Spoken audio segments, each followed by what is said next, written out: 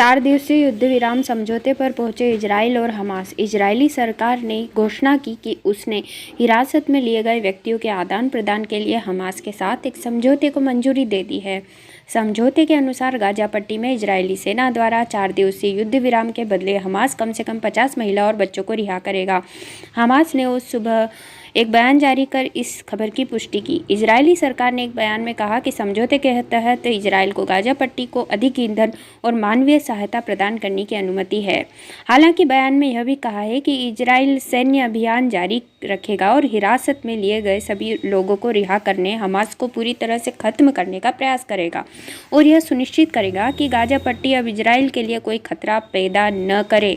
Hamas ने भी उस सुबह एक बयान जारी कर कहा कि इजराइल द्वारा 150 फिलिस्तीनी महिलाओं और नाबालिगों की रिहाई के बदले में हमास 50 महिलाओं और नाबालिगों को रिहा करेगा और युद्ध विराम के दौरान इजरायली सेना ने गाजा पट्टी में किसी को गिरफ्तार या हमला नहीं करने और यह सुनिश्चित करने का वादा किया कि गाजा शहर में मुख्य उत्तर दक्षिण सड़क सालाह अल दिन रोड खुली रहे। इजरायली मीडिया रिपोर्ट्स के मुताबिक यह समझौता प्रभावी होगा। हमास ने बातचीत में कहा कि वह हिरासत में लिए गए किसी भी इजरायली सैनिक को रिहा नहीं करेगा। इजरायली सरकार के सूचना कार्यालय ने एक बयान जारी किया जिसमें कहा गया कि प्रधानमंत्री नेतन्याहू ने इस बात पर जोर दिया कि इस युद्ध विराम का मतलब है कि इजराइल ने युद्ध रोक दिया है। यह व्यर्थ की बात है। इजराइल युद्ध में है और यह युद्ध तब तक जारी रहेगा जब तक इजराइल को सभी लक्ष्य प्राप्त नहीं हो जाते। 2026 विश्व कप क्वालिफायर के एशियाई शीर्ष 36 का दूसरा दौर खत्म हुआ।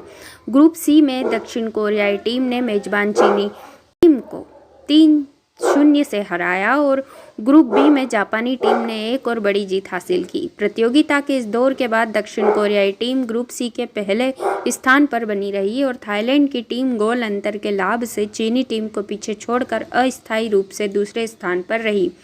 ग्रुप बी में जापानी टीम ने इस दौर में सीरियाई टीम को 5-0 से हराया। ग्रुप ई में ईरान और उज्बेकिस्तान, हांगकांग और तुर्कमेनिस्तान सभी ने 2-2 से ड्रा खेला। ग्रुप आई में ऑस्ट्रेलियाई टीम ने लगातार 2 जीत के साथ ग्रुप में शीर्ष स्थान हासिल किया। गिविंग डे 25 नवंबर को मनाया गया। इस दिन कई पश्चिमी परिवार एक साथ इकट्ठा हुए और उन्होंने दावत की। कृतज्ञता किसी भी तरह से एक विशेष मानवीय भावना नहीं है। जानवरों की अनूठी कोमलता विशेष रूप से ठंड के मौसम में उपचार करती है। दिन पहले भारत के उत्तराखंड के उत्तरकाशी इलाके में एक बड़ा हादसा हुआ था। अंतर्निहित कैमरे ने पहली बार 41 फंसे हुए लोगों के जीवित रहने के फुटेज को कैप्चर किया। वे 10 दिनों से फंसे हुए थे और एक नया रास्ता खोलने की कोशिश की जा रही है। बांग्लादेश स्वास्थ्य सेवा निदेशालय द्वारा जारी आंकड़ों से पता चला कि देश भर में डेंगू बुखार के 1291 नए पुष्ट मामले सामने आए हैं और इस वर्ष पुष्टि किए गए मामलों की कुल संख्या 3 लाख से अधिक हो गई है। उस दिन देश भर में डेंगू बुखार से 6 मौतें हुई, जिससे इस साल अब तक हुई मौतों की कुल संख्या 1549 हो गई।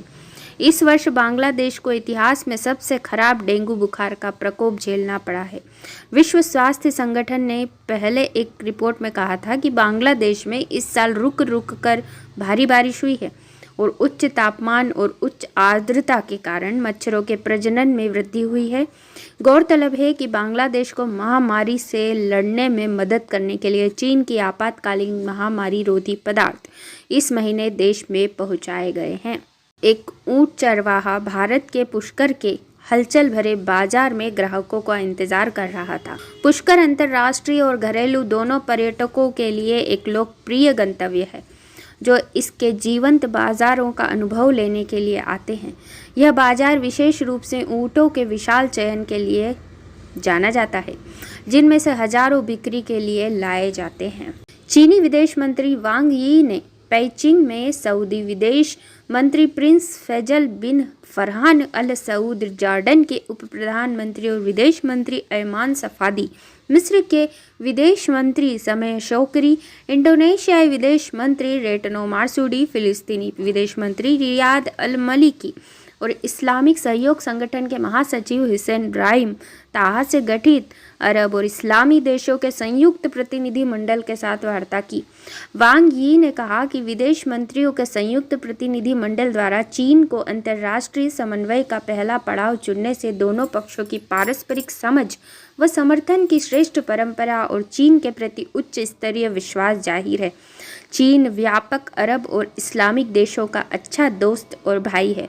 हम हमेशा अरब और इस्लामिक देशों के वैश्विक हितों की सुरक्षा करते हैं और फिलिस्तीनी जनता द्वारा राष्ट्रीय वैश्विक हित बहाल करने के न्यायपूर्ण कार्यों का समर्थन करते हैं। इस वार्ता में भाग लेने वाले अरब और इस्लामिक देशों के विदेश मंत्रियों ने फिलिस्तीन सवाल पर चीन के रुख की प्रशंसा की और चीन के साथ अधिक घनिष्ठ समन्वय कर शांति वार्ता की बहाली करने और दो राज्य योजना के आधार पर स्वतंत्र फिलिस्तीन देश की स्थापना बढ़ाने की प्रतीक्षा प्रकट की। वांग यी ने वर्तमान गाजा पट्टी की स्थिति और फिलिस्तीन सवाल के समाधान पर चीन का मत रखा। उन्होंने कहा कि वर्तमान में नाजुक कार्य यूएन सुरक्षा परिषद और महासभा के संबंधित प्रस्ताव लागू कर फौरनी युद्ध विराम लागू करना है और अंतर्राष्ट्रीय कानून खासकर अंतर्राष्ट्रीय मानवीय कानून का पालन करना है। उन्होंने बल दिया कि फिलिस्तीन के भविष्य संबंधी किसी भी प्रबंधन को फिलिस्तीनी जनता की सहमति प्राप्त करनी है और क्षेत्रीय देशों की जायज चिंताओं पर भी ध्यान देना चाहिए। चीन फिलिस्तीन इजराइल शांति और मध्य पूर्व की शांति व स्थिरता के लिए सक्रिय कोशिश करता रहेगा।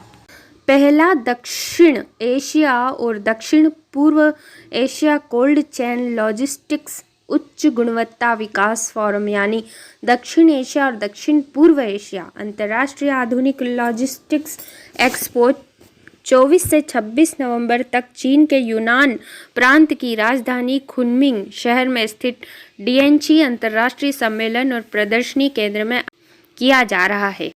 यह सम्मेलन 3 दिनों तक चलेगा।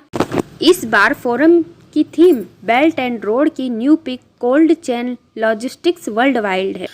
9 प्रमुख विषयों पर प्रासंगिक गतिविधियां संचालित की जाएंगी। इसमें बेल्ट एंड रोड पहल पर ध्यान केंद्रित करके विभिन्न देशों की चिकित्सा प्रणालियों में जुड़ाव और सहयोग के मुद्दे, यूनान दक्षिण पूर्व एशिया कोल्ड चेन एकीकरण और नेटवर्क वाली व्यापक सेवाएं, यूनान के लाभकारी उद्योग जैसे कि ताज़ा कृषि उत्पाद, ठंडा भोजन, ताजे फूल, चावल, नूडल्स, तैयार व्यंजन और बायोमेडिसिन आदि मामलों की चर्चा की जाएगी। जानकारी के अनुसार एक्सपो का कुल क्षेत्रफल लगभग 10,000 वर्ग मीटर तक पहुंचेगा और आधुनिक लॉजिस्टिक्स प्रदर्शनी क्षेत्र, प्रशीतन कोल्ड चेन लॉजिस्टिक्स प्रदर्शनी क्षेत्र, एक्सप्रेस उद्योग प्रदर्शनी क्षेत्र, नई ऊर्जा लॉजिस्टिक्स वाहन प्रदर्शनी क्षेत्र और लॉजिस्टिक्स आपूर्ति श्रृंखला प्रदर्शनी क्षेत्र समेत 5 प्रदर्शनी क्षेत्रों की स्थापना की जाएगी। उनके अलावा प्रदर्शक और आगंतुकों को कोल्ड चेन लॉजिस्टिक्स उद्योग में नवीनतम विकास और बाजार की मांगों की गहन समझ हासिल करने में मदद देने के लिए साइट पर कई पेशेवर सेमिनार और प्रशिक्षण पाठ्यक्रम आयोजित होंगे।